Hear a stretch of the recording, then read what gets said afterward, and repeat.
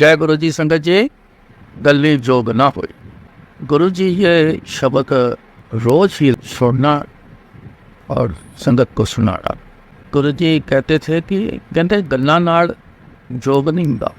बड़े साल ये शब्द लगवाया गुरु। तो कहते सी मैं गल्ला नाल काम नहीं करता, मैं प्रैक्टिकल तुहानू करके विखाना। सारा दिन देखते थे हम कितने लोगों का कल्याण करना। इस बात को आप अच्छी तरह से जानते हो। आज भी आगे भी जब तक धरती चांद सितारे हैं गुरु जी की करनी ये सब चलती रहे। आज भी आगे भी ये करते रहे। जिस चीज़ की अरदास गई उसकी जब अरदास मंजूर हो गई तो उसमें बदलाव आ गया, उसका काम बन गया। तो ये प्रैक्टिकल करते हैं तो होता है। हम तो कुछ नहीं करते गुरु जी, हमें तो कुछ करते हैं कि ये नहीं कहते। हाँ, ज़्यादा से ज़्यादा किसी को जरूर कह देना कि ए बड़ा पाठ करया कर, ए बड़ा मंत्र करया कर, लेकिन उसको उस काम पे लगा देना। क्यों? मर्जी है उनकी, उसके कर्मों के हिसाब से होगा। तो गुरु जी की करनी से हर चीज़ में ये पता लगा है मेरे को। मैं तो देखता ही रहता, मेरे को बड़ा शौक था गुरु जी में देखना, परमात्मा को देखना। परमात्मा जैसी निशानियाँ हर रोज होंगी, हर रोज हो। आज भी देखता हूँ हर रोज ऐसी निशानी।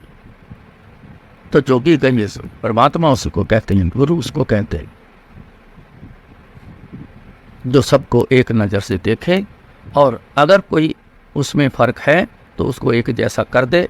लेकिन क्या हम उनके बनाए हुए, क्या हम उनके बराबर किए हुए हर किसी के साथ वैसे ही हैं कि हमारे में कुछ फ़र्क है? अपने आप के अंदर झांक के जरूर देखना चाहिए। क्या मैं किसी में कोई फ़र्क देखता? क्या मैं किसी से फ़र्क कोई करता? अगर है तो आप फिर गुरु की कृपा से थोड़ा हटते जा रहे हैं।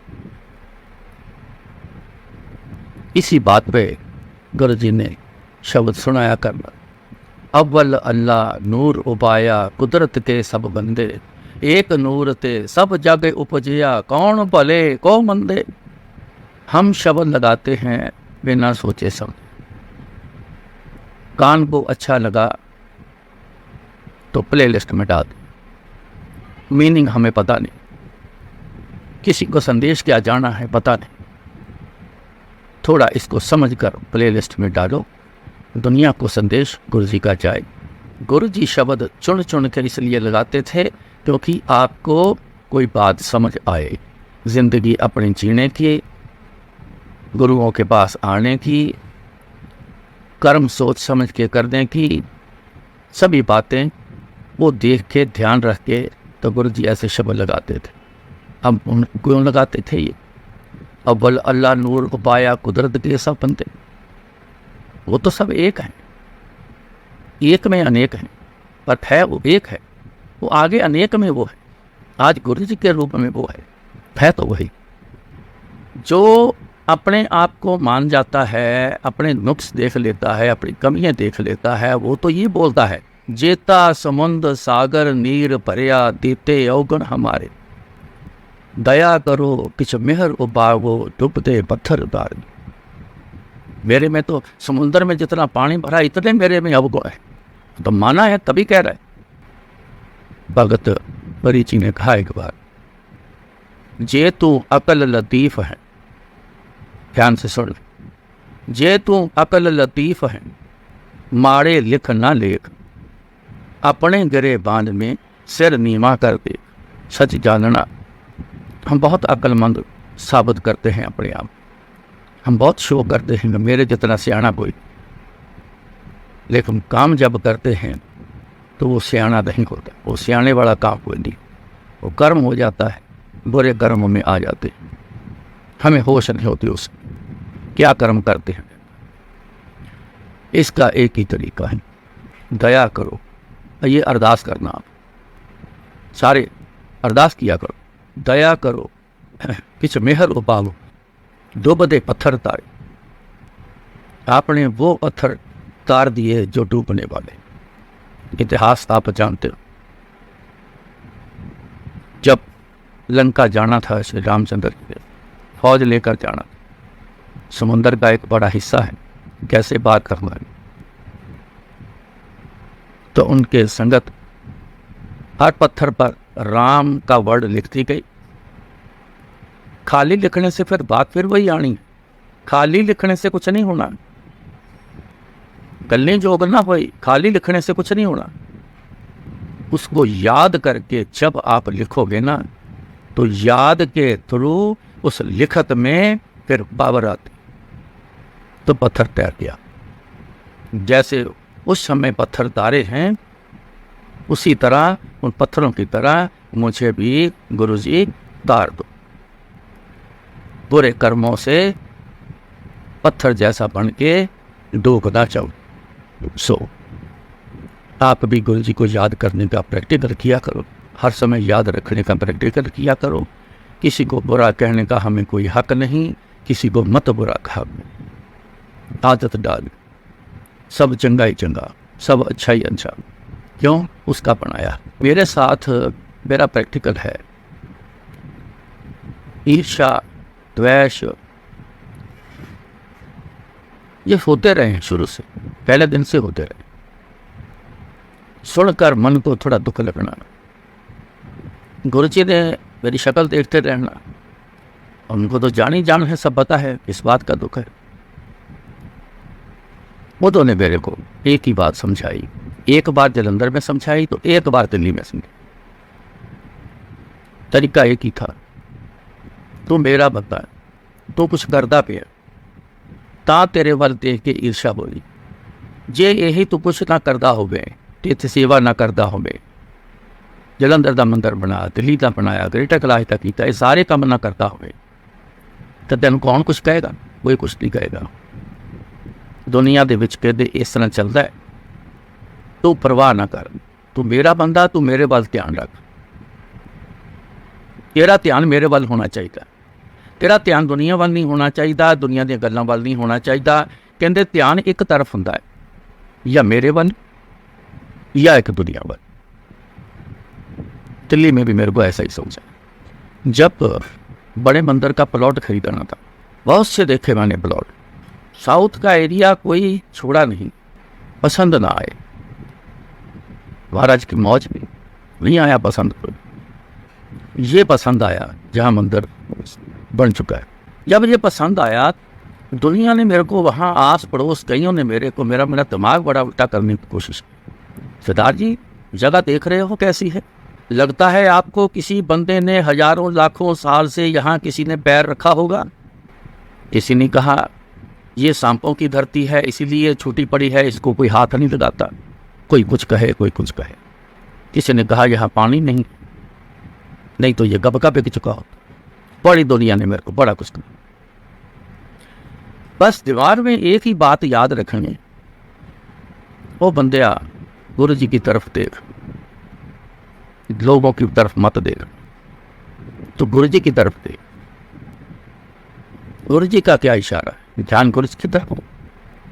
मन में चलती हैं अरदासें, ये बात ही अंदर मन की, जब आप गुरु से जुड़े रहोगे ना, तो जो आपके अंदर कोई भी बात चलेगी ना, वो एक फिर अरदास रूप बन जाती है। अगर जुड़े लोग, अगर जुड़े नहीं तो खाली बातें रहेंगी, वो अपने आप अरदास रूप बन जाते। लेकिन जब जगह खरीदनी थी, अप्रोच किया उनको, हरिहंत बिल्डर्स हैं दिल्ली के, करोल बाग में रहते। जमीन वाकई ऐसी थी, पैर वहाँ रख नहीं सकते थे आप, झाड़ी बूटी, बड़े बड़े पत्थर ही पत्थर, बस कुछ नहीं था। यहाँ मेन गेट है, जहाँ 150 गज की जगह सिर्फ खाली खड़े होने की थी, आगे आप पैर नहीं रख सकते। अप्रोच किया उनको, अरहंत बिल्डर को, जो ब्रोकर था, ट्राई करता रहा। पहले बात हुई होगी कि बेचना है, बाद में वो कहने लगे कि नहीं बेचना है। अब ज़मीन ये बड़ी ज़बरदस्त पसंद आ गई। पहले कहा कमीशन आपका पूरा, लिखत पढ़त, बयाना करना, सौदा करना, ये सब आपका है, मैं इसमें दखल नहीं दूंगा। मैं सिर्फ उनसे बात करने जाऊंगा कि वो हाँ कर दे कि बेचना है, आगे सारे काम जैसे करते हो वैसे ही करना, मेरे पे यकीन कर लो। और मेरे को उनका फ़ोन नंबर दे। बंदा बहुत फतेहपुर के ही हैं, बहुत अच्छा, बहुत जानदार बंदा, मेरे साथ उनका बड़ा प्यार। उन्होंने मेरे को उनका नंबर दे दिया। मैंने फ़ोन किया, करोल बाग उनके घर पे चला गया। वो आंटी बुज़ुर्ग थी जिनके लड़के थे, 3 शायद लड़के हैं उनके, तो छोटे वाले से मेरी मुलाकात हुई। उन्होंने कहा कि हमारे माता जी के नाम पे जगह है, उन्होंने बेचनी नहीं। मैंने कहा आप मेरे कहने पे एक बार उनको जाके बोलोगे, ऐसे ऐसे कोई आए ज़मीन के बारे में बात करने आए, आगे गुरु महाराज की इच्छा, आप एक बार जाके बात करो। उठ के ड्राइंग रूम से वो उनके रूम में गया तो इधर अपना ध्यान गुरु जी की तरफ पूरा फिट कर दिया। गुरु जी आपका भेजा ही यहाँ आया, आगे क्या करना है गुरु जी आपको पता है, मैं नहीं जानता। अरदास हुई, वापस आया लड़का। माता जी कह रहे हैं कि हमने अभी बेचना नहीं, पहले बेचना नहीं है, फिर आई आवाज़ कि अभी बेचना नहीं। मैंने एक रिक्वेस्ट की उनसे, मैं क्या एक बार माता जी को मेरे से मिला दो, आपकी बड़ी मेहरबानी।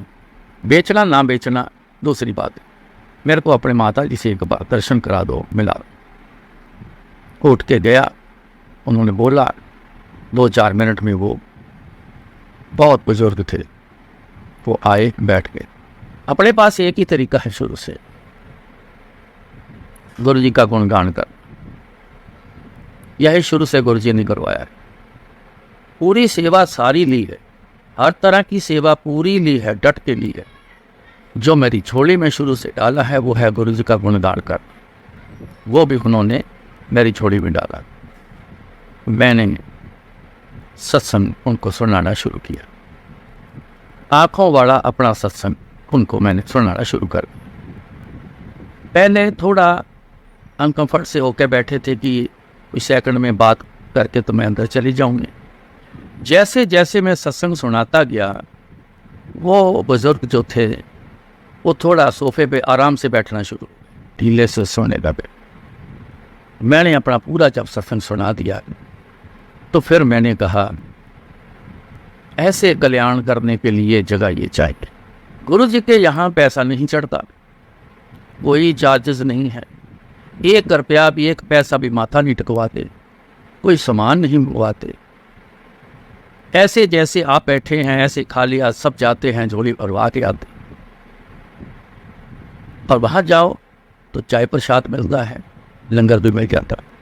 अब बताओ, ऐसे कल्याणकारी के परमात्मा इस रूप में आके बैठा हुआ है, हम तो आपके विश्वास करना, हम आपसे कोई फ्री नहीं मांगते, कोई कुछ नहीं मांगते, हम आपको पूरा पैसा देंगे, संगत से पैसा हमने इकट्ठा करना है और आपको दे देना।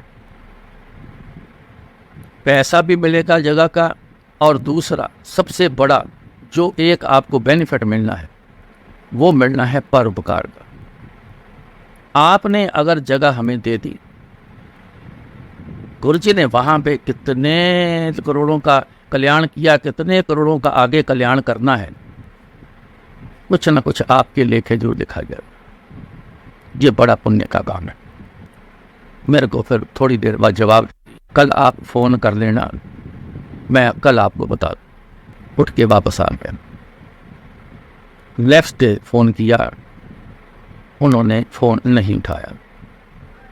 उसके नेक्स्ट डे फिर फ़ोन किया, फिर किया सवेरे 9 बजे के आसपास, 9 बजे से पहले।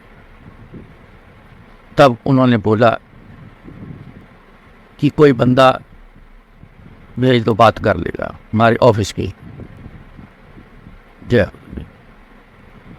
उसी बंदे को मैंने बोला, जाओ जी, जाके आप कीमत तय करो, हाँ कर। उन्होंने पहले तो सुना था उस ज़मीन की कीमत काफ़ी बताई गई, लेकिन करीबन 60% 65% पर हमारा वो फैसला अपने आप ही हो। ये है गुरु जी के कहे हुए अनुसार, चाहे गुरु जी का सेवादार उस समय पूरी सेवा करता था, पूरी जिम्मेवारी मेरे को दे के रखी। मगर फिर भी ताकत मान के रखना, उनके हुक्म का पालना करना, उनके हुक्म के अनुसार चलना, तभी बेड़ा पार करना, तभी कार्य पूरे होते। बेशक अधिकार गुरु जी ने मेरे को पूरे दिए थे, करता भी था मैं, लेकिन डायरेक्ट बात क्यों उन्होंने मेरे को बोला था, कहते मैं तो संगत डीलिंग करना है, मैं भंबड़ भूसिया च नहीं पैना, जो भी करना है अपनी समझ तो आपे करता रहे, मैनू नहीं पूछना तू आप। लेकिन मैं ऐसे जाके नहीं पूछता था, अंदर से परमिशन मांग। ठीक होना है तो कामयाब होने देना, नहीं ठीक है तो बिगड़ डाल देना। अंदर से अरदास करते रहना, अंदर से बातें करते, तो सब काम जो है गुरु की कृपा से आज तक बाणी की तरह सब चल। हुक्म मन्या होवे परवान, ता खसमे का महल पाइस। हुक्म मान कर जो इंसान चलता है, अपने गुरु का जो हुक्म मान के चलता है, तभी वो फिर परवान चढ़ता है। हुक्म मन्या होवे परवान, मानोगे तो परवान हो जाओगे। ता खसमे का महल पाइस। लोग पूछते हैं अब गुरु जी कहाँ रहते? गुरु जी का कोई एक ठिकाना नहीं है, वो सर्वव्यापक है, वो कण कण में। लेकिन उन तक पहुंच करना, उन तक पहुंचना तभी मिलेगा जब उनके हुक्म की पालना करोगे। गुरुओं के काम हो, अपने काम हो, सहारा तो उनका लेना ही पड़ता, बिना उनके सहारे से चल नहीं पाएंगे।